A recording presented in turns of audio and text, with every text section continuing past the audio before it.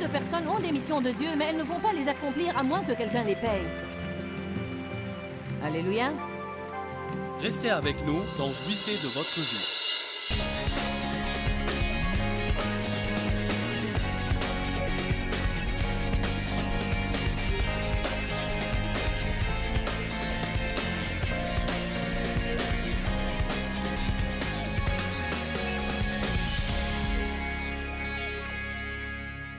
Si vous n'aimez pas votre don, c'est vraiment dommage car c'est celui que vous avez. Vous n'allez pas avoir un autre don, à moins que Dieu ne décide de vous en donner un.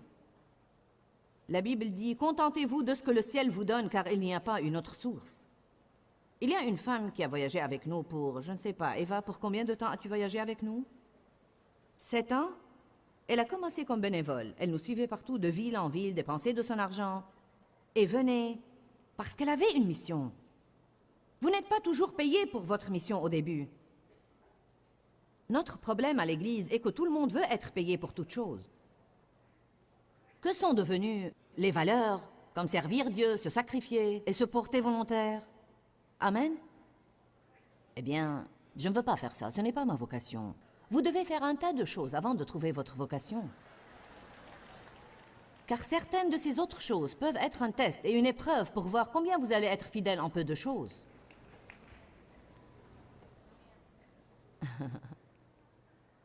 Amen. J'ai d'autres personnes ici qui... Une autre fille assise là, qui voyage avec nous, dans le seul but de prier pour moi, pour ma famille, pour vous, pour ses conférences. C'est tout ce qu'elle fait. Elle prie. Tout le temps qu'elle est là, elle prie, elle prie. Dans une rencontre avec la direction de notre ministère, elle a dit « Dieu m'a donné une mission. Je ne comprends même pas cela, mais c'est ma mission. » Elle a dit « Même si je ne vais pas être payée pour la faire, je dois la faire. Je ne peux pas supporter de ne pas la faire. J'aimerais voir plus de personnes avec ce genre de passion. Maintenant, elle est payée car elle est sur ma fiche de paye de toute façon. Et je connais la valeur de la prière et elle a déjà fait ses preuves. Mais je dis qu'il y a 2 personnes assises là qui ont dit « Je vais le faire même si vous ne me payez pas parce que j'ai une mission de Dieu. » Combien de personnes ont des missions de Dieu, mais elles ne vont pas les accomplir à moins que quelqu'un les paye? Alléluia.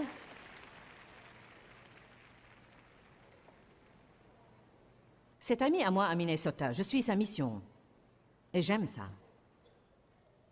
Elle sait ce qu'elle doit faire, alors quand ce fardeau de l'intercession vient sur elle, elle arrête toute autre chose, car c'est sa vocation. Nous sommes libres de faire des tas de choses. Paul a dit, je peux tout faire, mais tout n'est pas opportun. Tout n'est pas profitable. Tout n'est pas la meilleure chose que je puisse faire quand je la considère avec tout le reste. Vous êtes libre de faire ce que vous voulez. Vous n'irez pas en enfer car vous regardez trop la télé. Vous n'irez pas en enfer parce que vous passez trop de temps chaque semaine au centre commercial à dépenser de l'argent que vous n'avez pas. Vous n'irez pas en enfer si vous êtes lourdement endetté à cause de vos dépenses immodérées. Vous n'irez pas en enfer à cause de ces choses, mais vous n'allez pas accomplir votre destinée non plus. Vous allez le faire en partie. Certains font juste un peu de ce qu'ils sont censés faire. Je regarde en arrière, et je vous le dis maintenant, ça aurait été beaucoup plus facile pour moi de rester dans ma ville natale, à enseigner la Bible à 30 personnes à la maison. Et il n'y a rien de mal à ça, mais ce n'était pas ma vocation. C'est là que j'avais commencé, mais ce n'est pas là que j'étais censé finir. Je pense beaucoup aux personnes qui commencent maintes fois à se mouiller les pieds. Elles commencent à peine à faire ce que Dieu les a appelées à faire, mais elles ne veulent pas se sacrifier pour aller jusqu'au bout.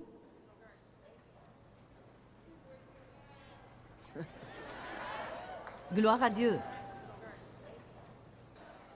Paul dit, regardez, nous avons une nuée de témoins qui y sont arrivés. Paul a dit, j'ai accompli ce que je devais faire. J'ai achevé la course. Je suis prêt à aller au royaume.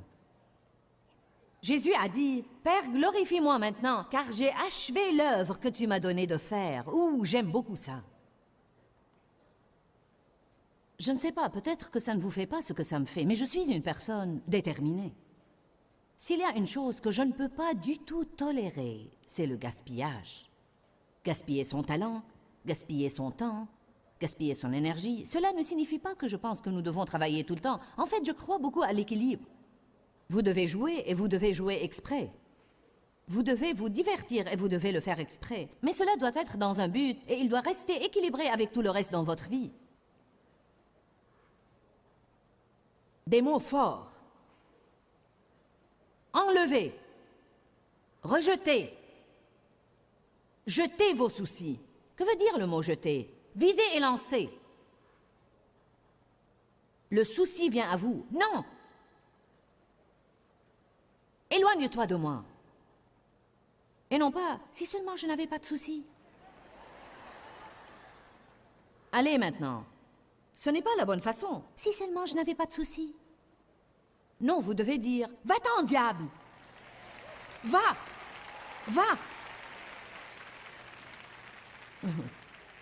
Ne perdez pas de temps et ne restez pas passif à ce sujet. Jetez vos soucis. Enlevez les entraves. Rejetez au loin le péché qui essaie d'entraver votre chemin.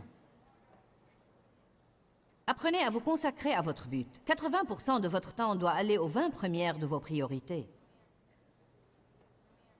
Mes premières priorités sont Dieu, ma relation avec Dieu, ma relation personnelle avec Dieu d'abord, puis ma famille, nous allons en parler en détail, puis mon travail.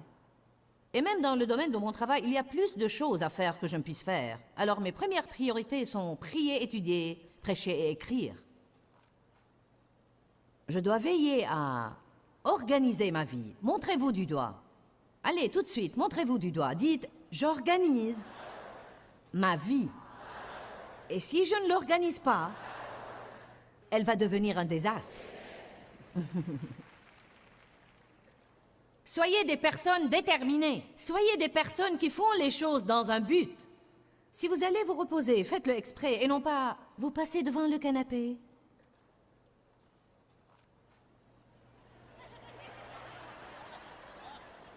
Et là, vous voyez la télécommande. Et vous voyez la boîte de beignets.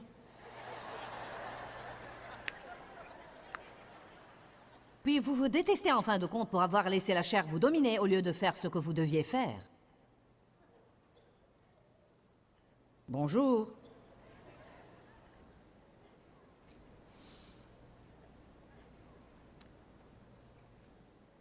Concentrez-vous. Et dans nos temps, c'est difficile. Je plains les gens de ce siècle. Je pense que quand la vie était plus simple, elle était probablement plus facile. Mais c'est le temps où nous vivons. Alors nous devons nous maîtriser. Il y a tellement d'informations qui nous assaillent constamment. Conduire sur l'autoroute ressemble à fouiller dans une encyclopédie. J'ai envoyé mes secrétaires, je leur ai dit, je veux que vous conduisiez vos voitures 1 kilomètre et je veux que dans ce kilomètre, vous comptiez le nombre de publicités que vous verrez. 45 différentes publicités sur un seul kilomètre de l'autoroute. Combien de messages voyez-vous pendant que vous conduisez votre voiture du travail à la maison? Combien est-il facile d'accorder votre attention à une chose qui ne vous intéresse pas? Lorsque vous regardez la télé maintenant, ce n'est pas une seule publicité qui passe pendant l'entracte. Maintenant, il passe 5 ou 6 publicités différentes. Et à la fin, je ne sais plus ce qu'ils ont promu. Je ne sais si c'est un détergent ou une lingerie ou bien des vacances, je ne sais pas. C'est... Je pense que c'est dedans, quelque part, mais ça ne vient pas à l'esprit. Ai-je raison? Je pense que certains cerveaux deviennent court-circuités. C'est comme... Qu'est-ce que j'étais censé faire? Qui suis-je? Ensuite, lorsque vous vieillissez un peu,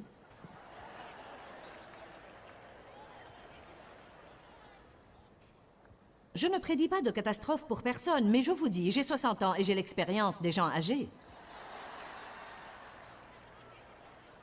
Je vois des personnes que j'ai connues pour des années et je ne me rappelle pas qui ils sont.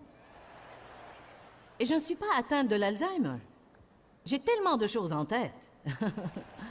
C'est ça le vrai problème. J'ai trop de messages qui pénètrent là et mon cerveau est surchargé et je les regarde et c'est comme... Ce matin, je me suis tournée vers notre responsable de sécurité et j'ai dit, « Larry, je veux que... J'ai dit, attends une minute, j'essaie de me rappeler.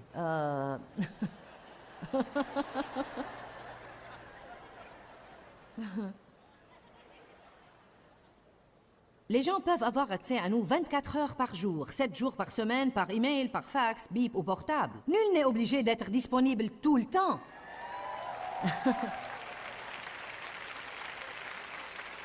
Savez-vous quoi? Nous ne sommes pas tellement importants. Qui aurait cru qu'il nous serait donné de voir un jour où nous devrons dire aux gens avant une réunion d'éteindre leur portable? Savez-vous quoi? David a écrit la plupart des psaumes, mais je parie qu'il n'avait pas un portable, un bip ou un téléphone. Amen? Excuse-moi, Seigneur, le portable sonne, je reviendrai au mouton dans un instant. Attends, Seigneur, je dois répondre à mon courriel. Nous avons un vrai problème lorsque nous nous réveillons au milieu de la nuit pour aller aux toilettes et nous inspectons notre courriel. Des signes que vous vivez au 21e siècle. Vous avez essayé d'entrer votre mot de passe au micro-ondes.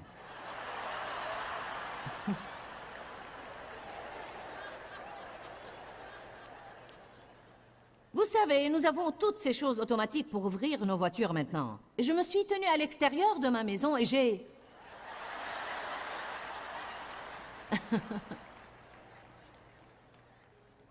Vous avez 15 numéros de téléphone sur lesquels vous pouvez joindre votre famille de 3. Vous appelez le bip de votre fils pour l'informer qu'il est temps de manger et il vous envoie un courriel de la chambre pour demander ce qu'on mange. Maintenant, votre fille vend des biscuits et des friandises par le biais du web. Vous bavardez plusieurs fois par jour avec un étranger de l'Amérique du Sud, mais vous n'avez pas parlé à votre voisin cette année.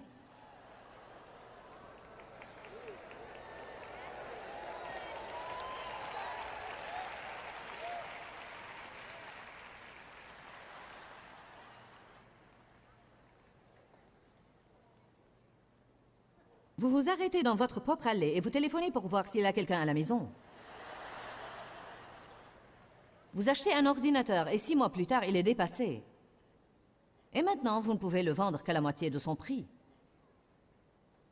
Quitter la maison sans votre portable, que vous n'aviez pas pour les premières 20, 30 ou 40 années de votre vie, est maintenant une cause de panique, alors vous devez faire demi-tour et revenir le prendre. Oh! Attendez, je n'ai pas mon portable. Quelqu'un pourrait m'appeler. Je pourrais rater quelque chose. Je pourrais avoir la paix pour 2 heures.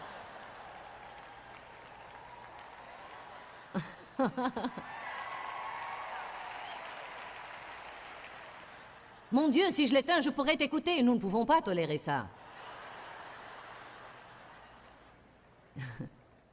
Si vous utilisez de l'argent liquide au supermarché, les gens vous regardent comme si vous étiez bizarre.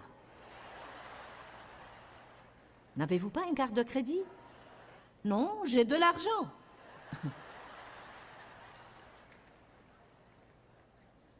Préparer le dîner maintenant veut dire faire sortir les sacs de fast-food de l'arrière de votre voiture. Vous pensez que la livraison aérienne un jour après est lente et vous devenez impatient à ce propos.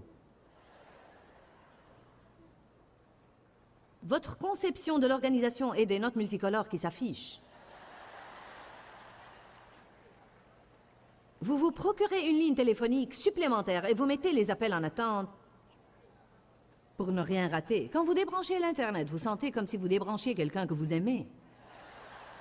Vous vous levez le matin et vous vous mettez en ligne avant de boire votre café. Vous vous réveillez à 2 heures du matin pour aller aux toilettes et vous inspectez votre courriel.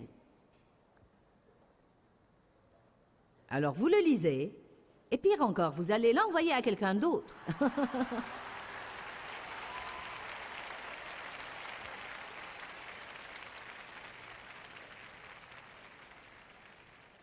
La Bible dit que nous sommes dans le monde, mais nous ne pouvons pas être du monde. Cela ne veut pas dire que nous agissons mieux que tous les autres dans le monde, mais cela veut dire que nous ne pouvons pas toujours faire ce que tout le monde fait et avoir avec ça la volonté de Dieu dans notre vie. Vous devez prendre la décision de ne pas avoir votre portable une partie de la journée. Je connais des gens qui refusent d'avoir un répondeur. Je connais un prédicateur qui refuse d'avoir un répondeur parce qu'il dit « Je ne vais pas éteindre mon portable pour 2 heures pour aller prier et puis avoir à rappeler 35 personnes quand je retourne. S'ils ont besoin de moi, ils vont me rappeler quand je serai disponible. » Amen. Nous devons nous éloigner parfois de l'ordinaire. Les gens extraordinaires sont ceux qui savent comment s'éloigner de l'ordinaire afin de se concentrer sur leurs priorités. Exemple. Dieu a éloigné Moïse de tout et il a passé 40 ans dans le désert à apprendre comment écouter Dieu. Écoutez cette liste, elle est intéressante. David gardait seul les moutons. Jacob a demeuré seul et a lutté avec Dieu. Abraham a dû s'éloigner de tout et aller à un endroit où il était un étranger et où personne ne le connaissait. Paul, après sa conversion, la première chose qu'il a faite était d'aller en Arabie pour 13 ans et il est resté loin de tout le monde. Il desservait, mais il s'était éloigné des gens qu'il connaissait. Les disciples ont été appelés à s'éloigner de l'ordinaire pour devenir extraordinaires et changer le monde. Jésus a dit « Suivez-moi » et ils se sont éloignés des affaires lucratives.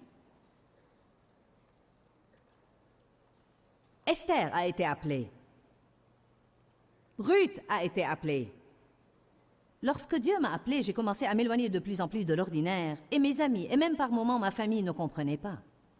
J'avais une autre chose qui se passait en moi. J'avais une passion, j'avais quelque chose qui m'attirait. Et pour être honnête avec vous, je suis une sorte de vilain petit canard. Je suis celle qui ne voudrait pas toujours aller avec les autres. Les gens ne me comprenaient pas toujours, et parfois cela me faisait du mal. Mais j'ai beaucoup à faire, j'ai tellement de choses en tête, j'ai un grand appel dans ma vie, et je suis désolée si je ne peux pas toujours faire les choses de la façon que tout le monde veut, mais je vais faire ce que Dieu m'a appelé à faire.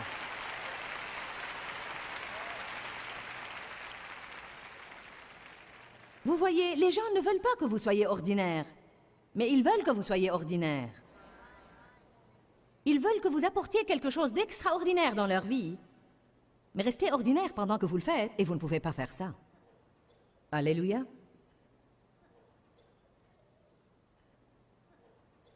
Les gens extraordinaires ont toujours été mal compris.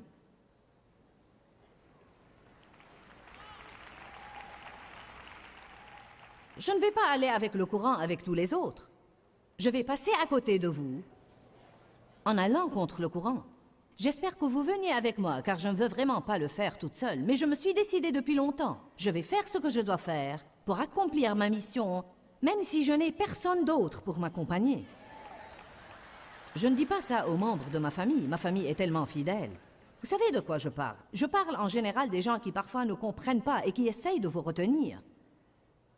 Je me rappelle un groupe de mes amis dans mes débuts. Je me rappelle que cette fille m'a dit « Joyce, nous sommes inquiètes à ton sujet. » Eh bien, qu'est-ce qui vous inquiète? Eh bien, nous pensons que tu vas trop loin avec cette histoire de Jésus.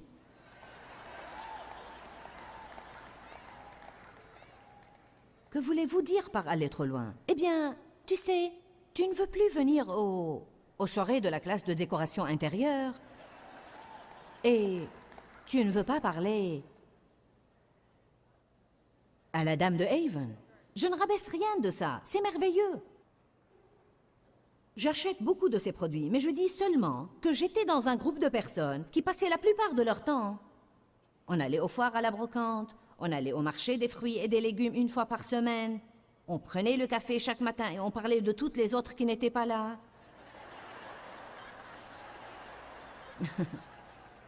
On sortait pour déjeuner chaque dimanche après l'église et on parlait du pasteur.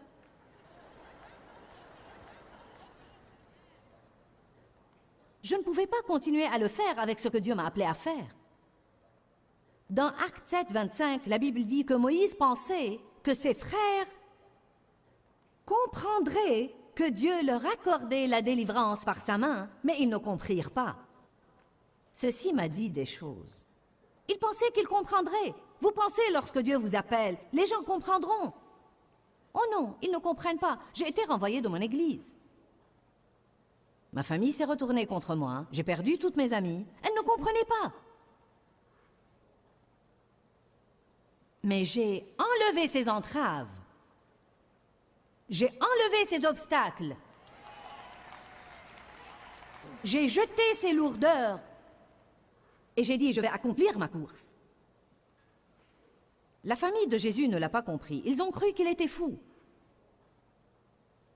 Est-ce que la femme de Pierre a compris lorsqu'il lui a dit, chérie, je quitte mon travail aujourd'hui. J'ai rencontré un homme et je vais le suivre dans la campagne et je ne vais pas rentrer à la maison pour quelques mois, mais c'est de Dieu. Allez, Pierre avait une belle-mère, alors il devait avoir une femme. Jésus a dit, suivez-moi. Il s'est éloigné d'un métier lucratif qui est la pêche et a commencé à suivre Jésus dans la campagne. Maintenant, je ne suggère pas que vous fassiez une chose qui soit pour le moins du monde si radicale. Mais je vous dis, découvrez ce que sont vos priorités et restez leur fidèles. Première priorité est votre relation avec Dieu. Le genre de relation que vous avez avec Dieu va dépendre de combien de temps vous êtes prêt à y investir. Si vous n'avez pas de temps pour Dieu, c'est que vous êtes trop occupé et vous devez enlever des choses de votre vie. Deuxième priorité, votre famille et les autres relations personnelles que vous voulez avoir. Vous ne pouvez pas avoir une grande amitié avec tout le monde. Vous pouvez avoir une grande amitié avec une poignée de gens. Alors vous devez savoir avec qui vous voulez vraiment être ami et vous allez devoir investir beaucoup du temps de vos relations dans ces personnes. La vie est-elle devenue confuse pour vous? Aujourd'hui, la vie est devenue si complexe que les chercheurs nous disent que nous recevons plus de messages dans un jour typique que nos grands-parents recevaient durant toute une vie. La télé, la radio, les ordinateurs, la publicité et autres ont rendu la vie incroyablement complexe et déconcertante. La vie devient déconcertante et frustrante lorsque nous ne nous concentrons plus sur nos priorités et notre mission qui vient de Dieu. Dieu a un bon projet pour votre vie et vous devez simplement vous concentrer sur ce projet et garder vos priorités en ordre. Mais vous avez un rôle à jouer, bien que Dieu ait planifié un bon avenir pour chaque personne d'entre nous. Il ne fait point exception de personne. Il a quelque chose de bien pour moi et quelque chose de bien pour toi. Mais nous avons quelque chose à faire avec ça. Les choix que nous faisons en ce moment et les mots que nous disons vont affecter notre avenir. Je vous encourage à apprendre tout ce que vous pouvez apprendre sur comment coopérer avec Dieu pour vous assurer que votre avenir est exceptionnel. Restez à l'écoute et n'oubliez pas qu'il y a la vie dans la parole de Dieu. Rappelez-vous, nous vous aimons, nous nous soucions de vous et nous croyons en Dieu avec vous pour des choses magnifiques dans votre avenir. Pourquoi Seigneur, pourquoi? Dans ce livret, Joyce Meyer nous enseigne à travers la parole comment être délivré de la confusion. Pour obtenir ce livret gratuitement, écrivez-nous à Joyce Meyer, boîte postale 40095-6300 Larnaca, Chypre. Ou bien visitez notre site web www.joycemeyer.org/fr.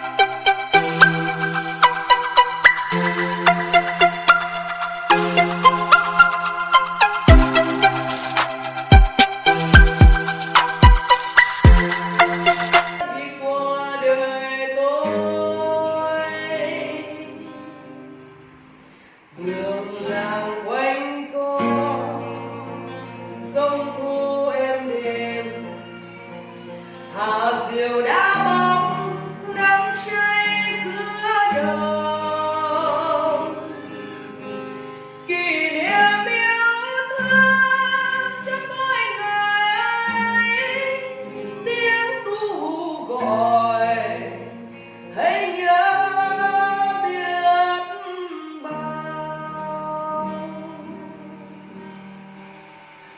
tôi xa quê hương bao